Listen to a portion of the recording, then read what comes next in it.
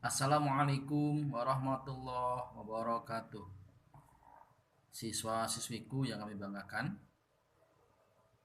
pada kali ini kita akan belajar tentang riwayat hidup Nabi Muhammad SAW. Untuk mengawali pembelajaran kita kali ini, marilah kita dengan bersama-sama melafalkan kitab Ibtikhai Mardatillah wa li syafa'ati Rasulillah sallallahu alaihi wasallam. Al-Fatihah. A'udzu billahi minasyaitonir rajim. Bismillahirrahmanirrahim. Alhamdulillahirabbil alamin arrahmanir rahim maliki yaumiddin. Iyyaka na'budu wa iyyaka nasta'in ihdinas siratal mustaqim siratal ladzina an'amta 'alaihim ghairil maghdubi 'alaihim waladdallin amin. Rabbighfirli wa liwalidayya wa lil mu'minina amin. Dengan melafalkan kitab, semoga kita mendapatkan keberkahan. Amin ya rabbal alamin. Baik, akan dijelaskan bahwasanya Nabi Muhammad Shallallahu Alaihi Wasallam itu lahir pada tanggal 12 Rabiul Awal tahun Gajah yang bertepatan dengan 20 April 571. Ayahnya bernama Abdullah Abdul Muthalib dan ibunya bernama Aminah binti Wahab. Nasab bapak dan ibu beliau bertemu pada datuk beliau yang bernama Kilab jika dirunut sampai atas nasab beliau berakhir pada Nabi Ismail ibnu Ibrahim, bapak orang Arab al-Musta'ribah. Kemudian silsilah Nabi Muhammad SAW sangat jelas dari keturunan pemuka dan pemimpin suku Quraisy. Ayahnya bernama Abdullah bin Abdul Al-Muthalib bin Hashim bin Abdi Manaf bin Qusay bin Kilab Murrah bin Ka'ab bin Lu'ay bin Khalib bin Fihr bin Malik bin Nadar bin Kinanah bin Khuzaimah bin Mudrikah bin Ilyas bin Mudar bin Nizar bin Ma'ad bin Adnan. Sedangkan ibunya ini bernama Aminah binti Wahab bin Abdi Manaf bin Zuhrah bin Kilab. Nah, beliau berasal dari suku asli Quraisy, yang mana suku Quraisy adalah suku yang mempunyai kedudukan utama dalam kemuliaan dan kedudukan yang tinggi di antara bangsa Arab.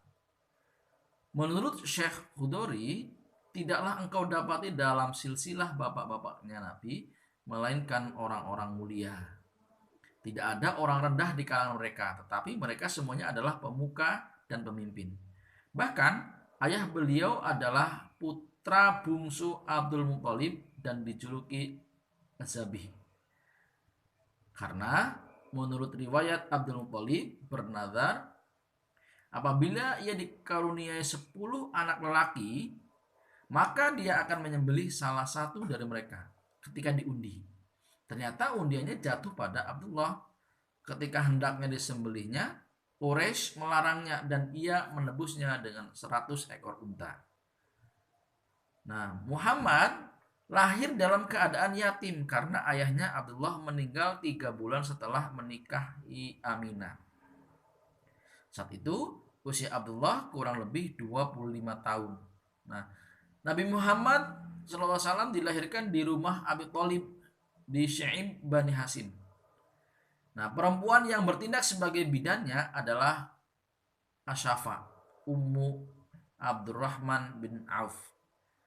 Ketika Muhammad lahir, ibunya pun mengirim utusan kepada kakeknya untuk memberi kabar. Maka Abdul Muthalib datang dengan gembira dan menamainya dengan nama Muhammad.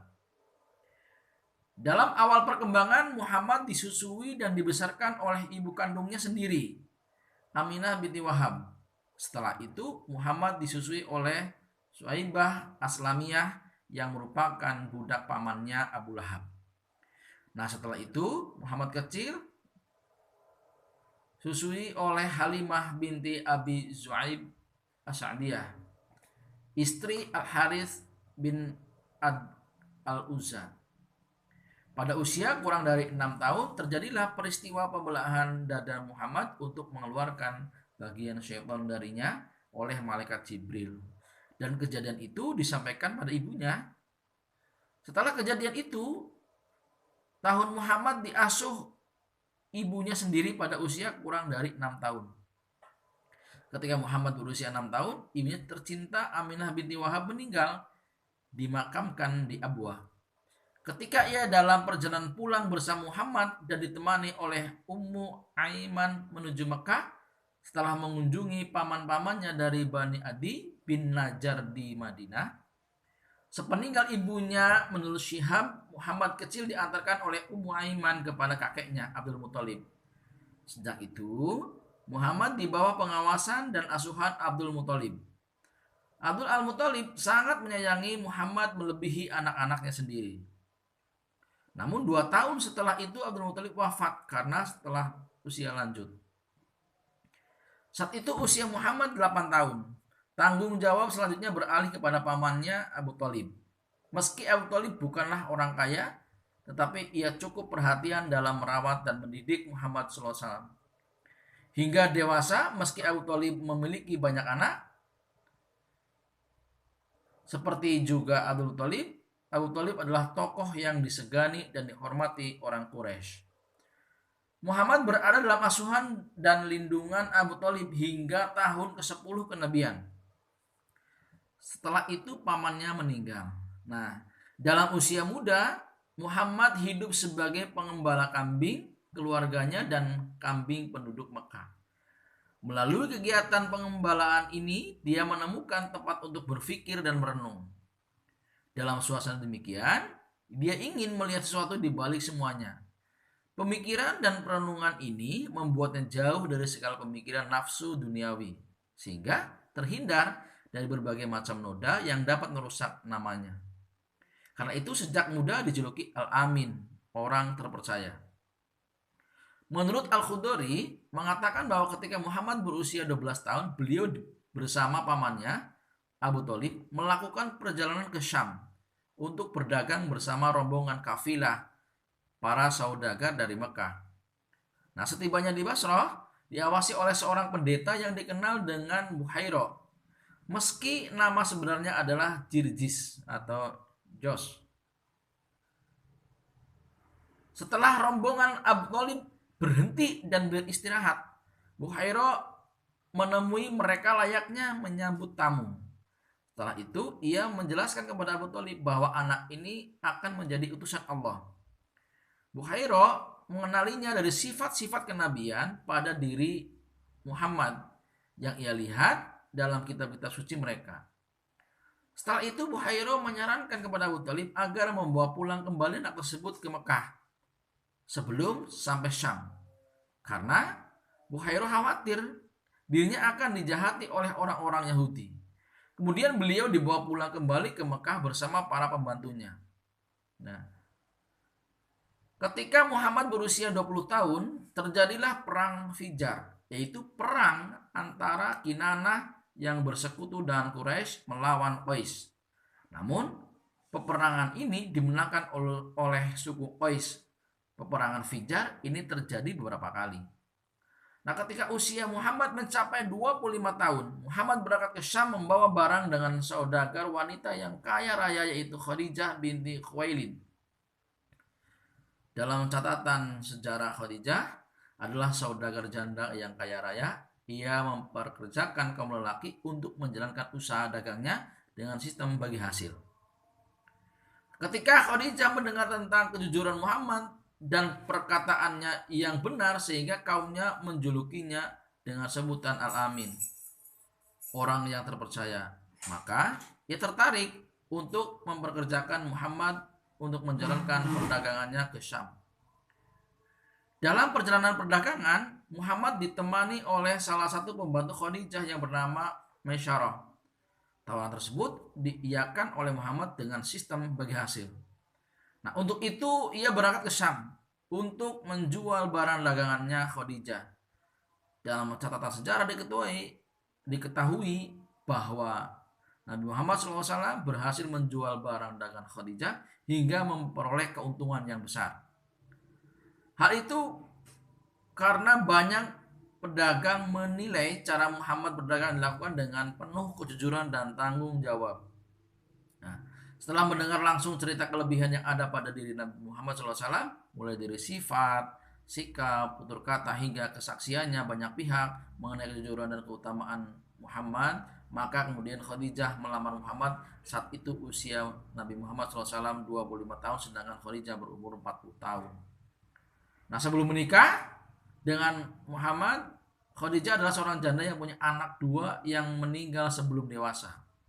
Dari perkawinannya dengan Khadijah, Nabi Muhammad SAW dikaruniai beberapa anak, yaitu Qasim, Abdullah, Zainab, Ruqayyah, Ummu Kulsum, dan Fatimah. Muhammad hidup bersama Khadijah selama 25 tahun dan tidak pernah menikah dengan perempuan lain selain Khadijah masih hidup. Ada sebuah kejadian penting yang perlu dicontoh sebagai tindakan bijak dari seorang Nabi Muhammad SAW. Pada usia 35 tahun, datanglah banjir bandang di Mekah sehingga merusak dinding Ka'bah. Maka orang-orang Quraisy bermaksud merenovasi Ka'bah dengan merobohkan Ka'bah dulu untuk meninggikannya dan membangun atap. Maka berkumpullah suku-suku Quraisy untuk merencanakan pembangunan itu. Akan tetapi mereka takut merobohkannya karena kedudukan Ka'bah di hati mereka. Maka Al-Walid ibnu Mughirah berkata, apakah dengan merobohkannya kalian ingin memperbaiki atau merusaknya?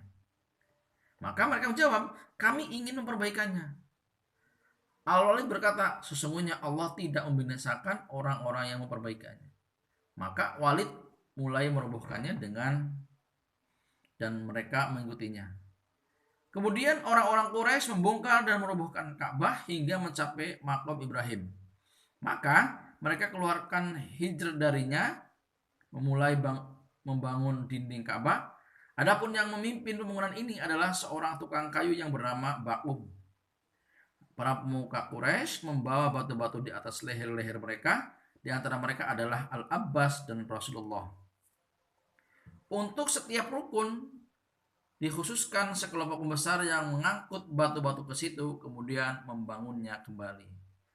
Ketika pembangunan sudah sampai pada peletakan kembali batu Hajar al-Aswad, maka mereka bermaksud meletakkan Hajar al-Aswad pada tempatnya semula. Maka para pemuka mereka berselisih tentang siapa yang berhak meletakkannya.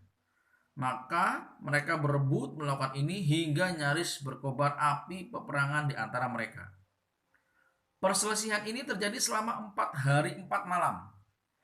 Perselisihan itu terus memuncak dan dikhawatirkan akan memicu terjadinya peperangan antar suku. Maka Abu Umayyah Al-Mughirah Al-Maksumi, paman Khalid ibnu Walid yang merupakan orang tua kalangan orang Quraisy berkata, "Hei kaumku, janganlah kalian bertengkar dan putuskan siapa yang kalian ridhoi keputusannya."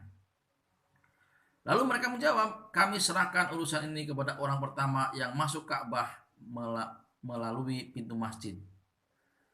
Pendapat ini disetujui oleh mayoritas kabilah. Mereka puas setelah mengetahui ternyata yang masuk ke Ka'bah lewat pintu masjid adalah Muhammad. Maka mereka berkata, kami setuju dengan Muhammad Al-Amin. Untuk menyelesaikan perselisihan tersebut, Nabi Muhammad SAW menggelar sorban. Beliau mengambil Hajar al-Aswad dengan kedua tangannya di tengah-tengah sorban tersebut.